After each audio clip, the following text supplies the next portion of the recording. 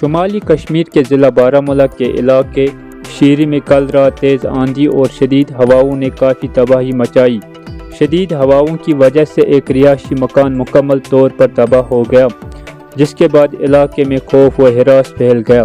مقامی لوگوں کے مطابق ہوا کی شدت اتنی زیادہ تھی کہ دیکھتے ہی دیکھتے گھر زمین بوس ہو گیا۔